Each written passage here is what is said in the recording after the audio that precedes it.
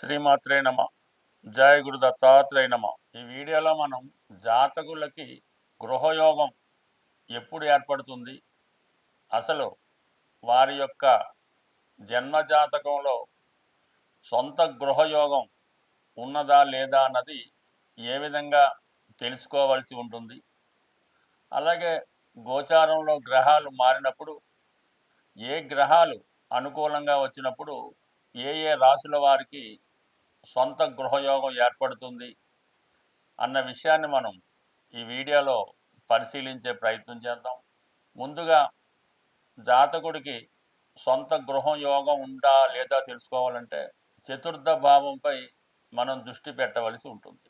అలాగే చతుర్థ భావం, చతుర్థ భావాధిపతి, అలాగే కారకుడు కుజుడు, ఈ గ్రహాలు జాతకుడికి బలంగా ఉంటూ చతుర్థ భావంపై శుభగ్రహాల దృష్టి ఉన్నప్పుడు జాతకుడికి సొంత గృహయోగం ఏర్పడడం జరుగుతూ ఉంటుంది.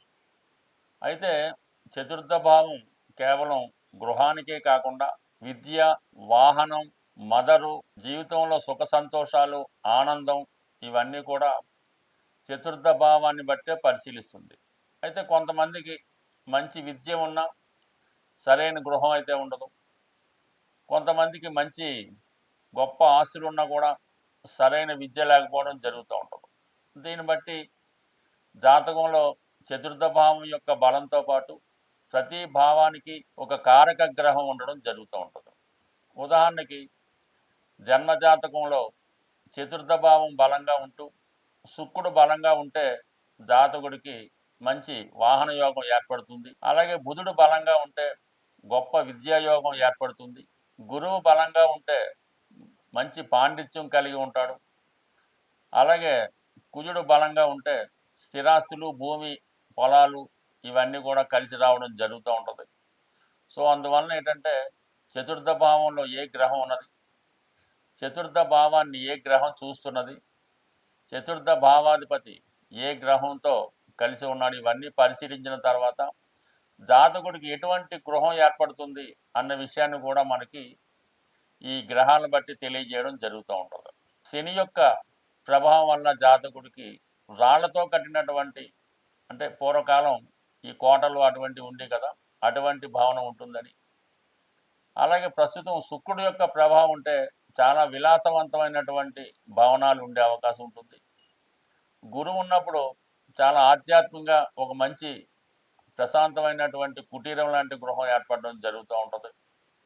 బుధగ్రహం ఉండడం వల్ల ఒక మంచి గ్రంథాలయం లాంటి గృహం ఏర్పడడం జరుగుతూ ఉంటుంది. బట్ ఏదైనా శుక్రుడు బలంగా ఉండి కుజుడు కూడా బలంగా ఉంటే ఆ జాతకుడికి అనేక అంతస్తుల భావనాన్ని కలిగి ఉండడం జరుగుతూ ఉంటుంది.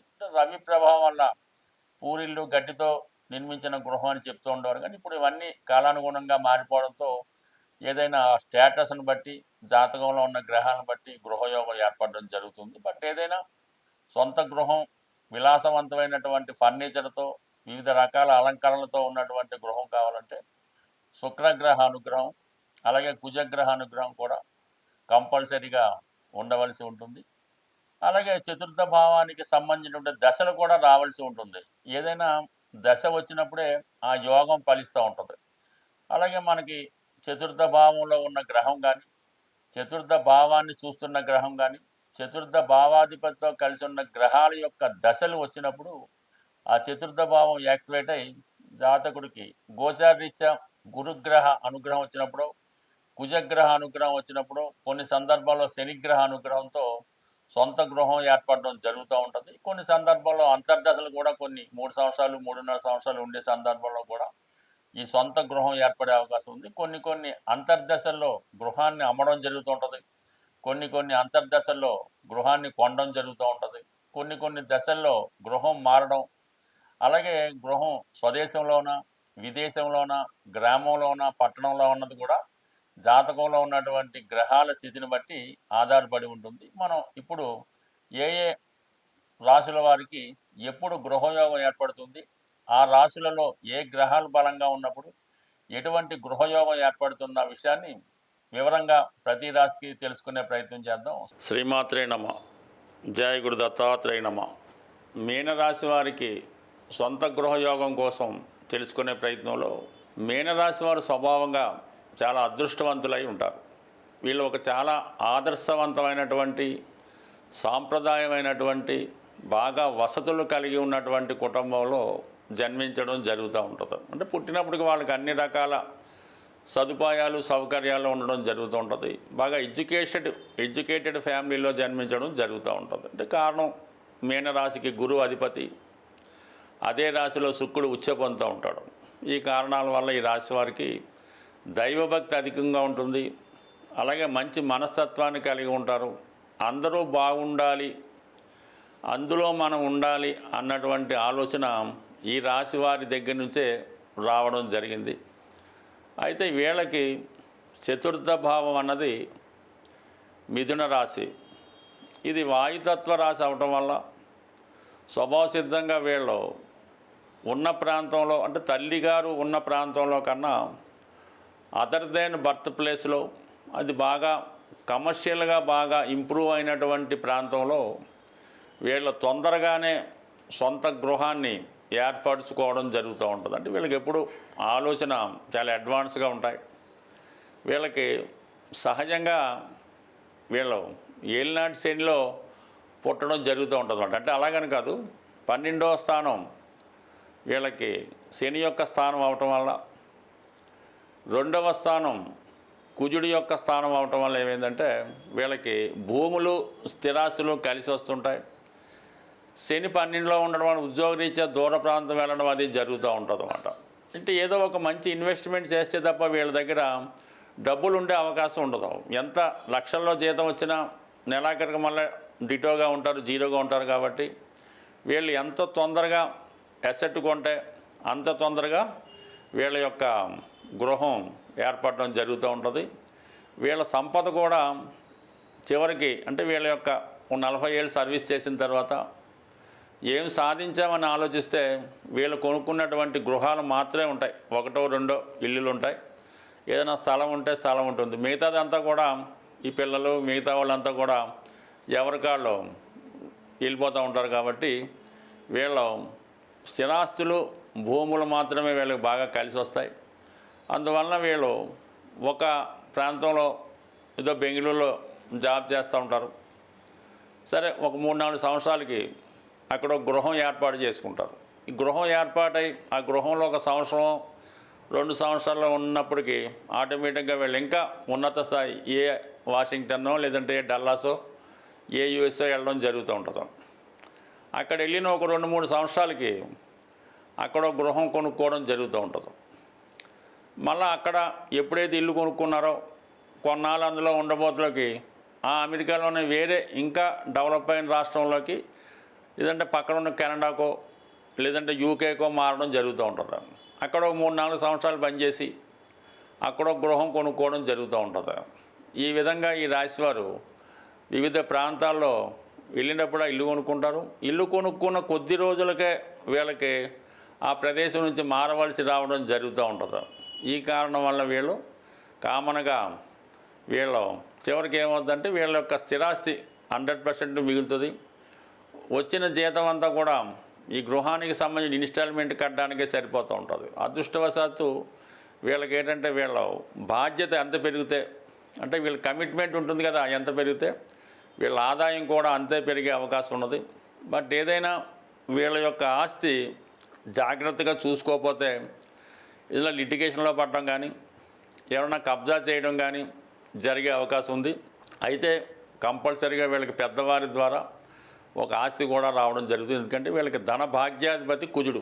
అందువలన పెద్దల ద్వారా ఆస్తి వస్తుంది, వీళ్ళు కూడా సంపాదించుకుంటారు. అయితే వీళ్ళు ఎన్నున్నప్పటికి కూడా ఒక ప్రశాంతంగా చివరి జీవితం ప్రశాంతంగా ఒక ఆధ్యాత్మిక కేంద్రంలో ఆస్తులన్నీ ఎవరికో దేవస్థానానికో ఎవరికో ఇచ్చి ఒక ప్రశాంతమైనటువంటి ప్రదేశంలో, అంటే ఒక పుట్టపర్తి, ఒక షిరిడి, లేదంటే ఏదైనా ఒక కోయంబత్తూరు లాంటి ప్రాంతంలో ఒక ఆశ్రమం తీసుకొని అక్కడ ప్రశాంతమైన జీవితం నడపడం జరుగుతుంటుంది. కొంతమంది ఏదైనా వాళ్ళ ఎసెట్స్తో ఒక ఆశ్రమ పాఠశాల, ఒక వైద్యశాల, లేదంటే వీళ్ళ ఒక పెద్ద ఆశ్రమాన్ని స్థాపించి అనేక మందికి మనశ్శాంతి కల్పించడం కానీ, వాళ్ళకి చదువు నేర్పడం కానీ, వారి యొక్క ఆరోగ్యం బాగు చేయడం కానీ ఇటువంటి ఏదో ఒక ప్రజలకి ఉపయోగపడే విధంగా ఒక పెద్ద బృహత్ సంస్థని స్థాపించి 10 మందికి ఆదర్శంగా ఉంటూ పెద్దగా ఏమీ ఆశించకుండా కేవలం ఒక ట్రస్ట్ లాగా పెట్టి వీళ్ళ ఆస్తులు కూడా ట్రస్ట్కే ఇచ్చి కేవలం అందులో ఒక నామినల్గా చివరి జీవితం గడపడంలో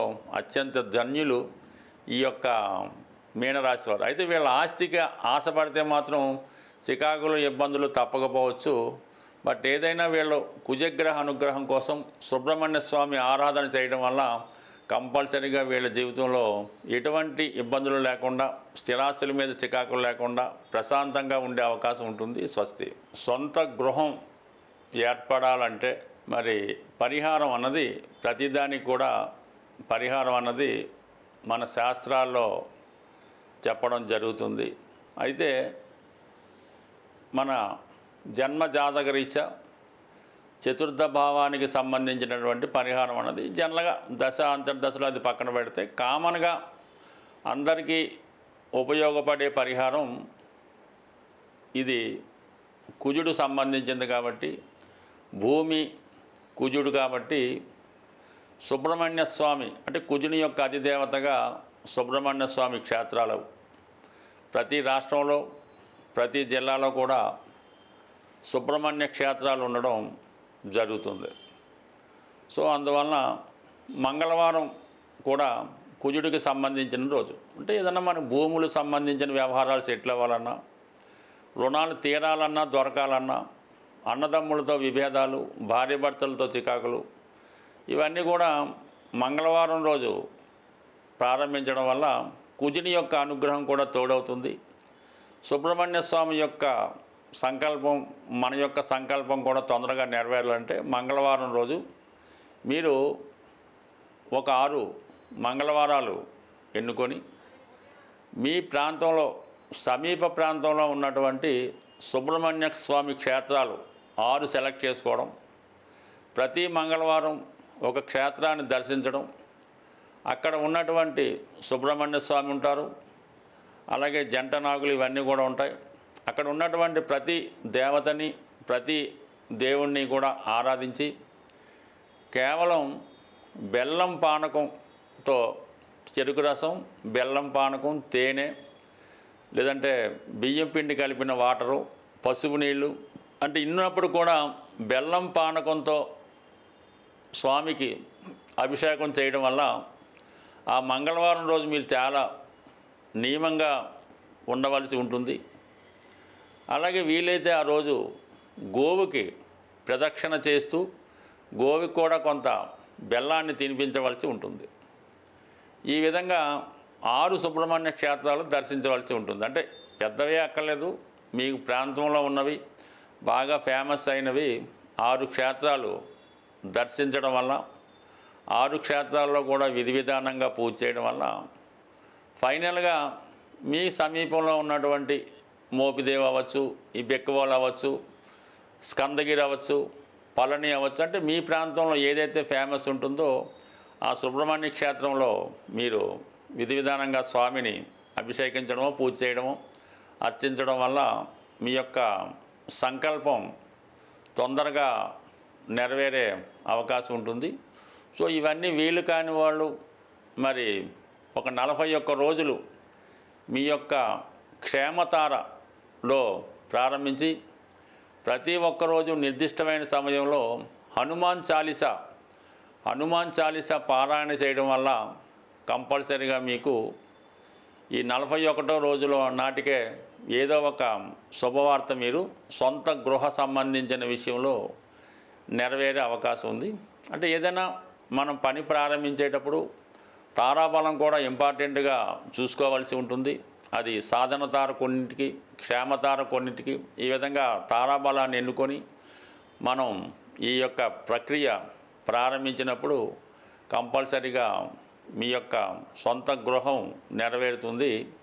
బట్ ఏదేమైనా సొంత గృహం నెరవేరాలంటే ముందు మీరు నివసిస్తున్నటువంటి గృహం వాస్తుపరంగా ఎటువంటి దోషం లేకుండా ఉండాలి. మీరు అద్దెకున్న ఎవరింట్లో ఉన్నా దాన్నే సొంత గృహంగా భావించి ఆ గృహాన్ని పరిశుభ్రంగా ఉంచడం, పాత వస్తువులు లేకుండా, బూజులు పట్టకుండా, చెదలు పట్టకుండా, ఇరిగిపోయినవి లేకుండా చక్కగా నీట్గా ఉంచడం వల్ల అది మీకు ఇమీడియట్గా ఒక కొత్త సొంత గృహాన్ని ఏర్పాటు చేయడం జరుగుతూ ఉంటుంది. అంటే మనం చూడగానే ఒక ఇంటి చూసినప్పుడు ఇది మీకు అద్దెల్లో ఉంటున్నారో సొంత ఇల్లులో ఉన్నారో అర్థమైపోతూ ఉంటుంది. అందువల్ల మీరు అద్దెంట్లో ఉన్న సొంత ఇల్లులాగా దాన్ని పవిత్రంగా చూస్తే మీకు ఆ అమ్మవారి కృపతో సొంత గృహం ఏర్పడే అవకాశం ఉంటుంది. స్వస్తి.